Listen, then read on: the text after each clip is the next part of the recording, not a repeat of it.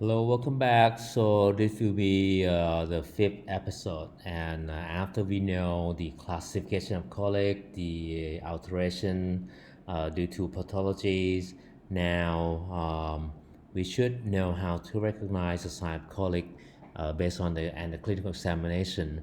So the idea of this talk will be based on the real case observation. So I have to say that I'm very humble because regarding with dealing the case, I may be the least experienced in this group. So if you have any suggestions, so we're pretty much welcome when we meet in face.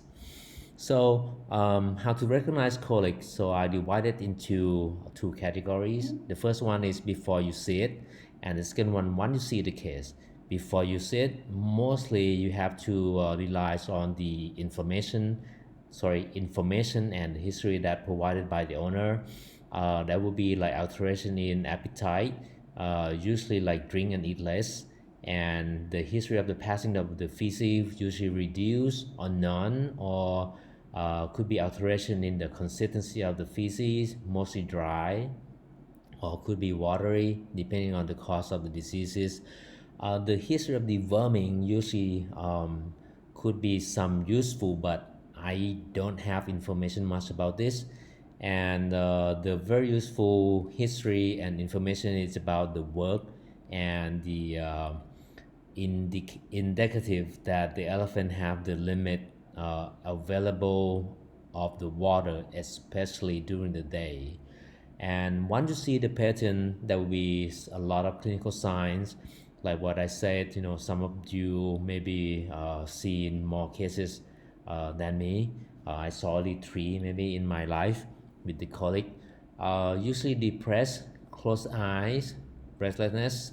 I don't think elephant will roll because they are too big, I think. Usually get up and down, looking at the abdomen, distance of the abdomen, reduce fecal output, not eating, drinking, except acute choke. They still try to eat, but the food cannot pass through the stomach. Um, the interesting sign is lots of people believe that biting the tip of the trunk, also classical sign of the pain. Why they stand when the colic get advanced, difficult to breathe, stretching of the neck, and rest the neck on the bar. So the clinical examination, if we examine by the naked eye, usually have the clinical sign that mentioned above in the previous slides. And we take the vital sign that will be like increasing heart rate, increasing respiratory rate, alteration in mucous membrane color, dehydrated, should be monitored, maybe directly. I think around the eyelid may be good in elephant, increasing in CRT at the gum, and alteration in gut sound. I'm going to discuss about that a little bit because seems to me this technique is under concentrated in elephant. For the temperature may be useful, but it varies. So by the hands, what you can do is you can do rectal palpation. Might found the descended intestinal loops, could be the abnormal intestinal content like excessive dryness, or could be you can feel the grit of sand and see the fecal characteristic, which is kind of hard. By stomach tube, I'm going to discuss about that a little bit in the section of the treatment. By diagnostic imaging, by the transabdominal ultrasonography, that's helpful, but maybe different from the other species in terms of approach. By needle, like doing abdominal synthesis. If it's clear, it usually indicates the medical treatment is enough. But if it's red or zero sanguineous, definitely you need backhoe to dig a hole. Um, so the sign of the colic also depending on the location of the colic. If it's esophagus, like obstruction, you see the present of the food or saliva to the mouth, hypersalivation. The elephant tried to use a trunk to remove the saliva from the mouth, and there will be no sign of the classical colic. If it's happened at the stomach, so I don't think we recognize it yet, because nobody diagnoses. If it's distended, it's very painful, and there also might be some smell through the mouth. and inflammation, usually like intermittent pain, and being uh, a single shot of the analgesic drug will take care of it.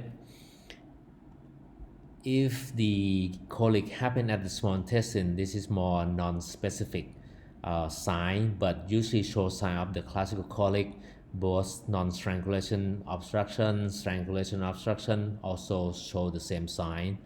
With the both of them, usually strangulation obstruction and non-strangulation obstruction of the small intestine usually cause the distension of the stomach.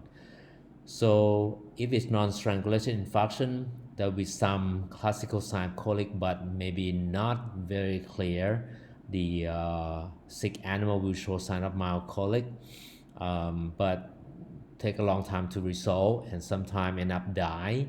If it's inflamed in the small intestine, also show classical sign of colic. So for the small intestine, sorry, for the large intestine, will be the sign will be similar to small intestine, and if the course of the disease is prolonged, you will see the distension of the abdomen. So how can we tell that it's deadly colic? So first, mostly rupture of the GI tract or the extensive death of the cell over the intestinal wall. Usually, this animal will show sign of depressed, endotoxemic, don't want to walk. You might see the symmetrical distension of the abdomen. That's a bad sign, actually. So the other diseases that we have to differentiate from the real colic. So this is the in horse example. I don't know the in elephant example. I believe that you know better than me. Example in the horses including rhabdomyolysis, acute laminitis, pain from ovulation, and parturition. So I'm gonna make it short for this epic. That will be about how to recognize a sign of colic and how to do the quick examination. Hope to see you in the next epic. Hope you enjoyed this one. Bye.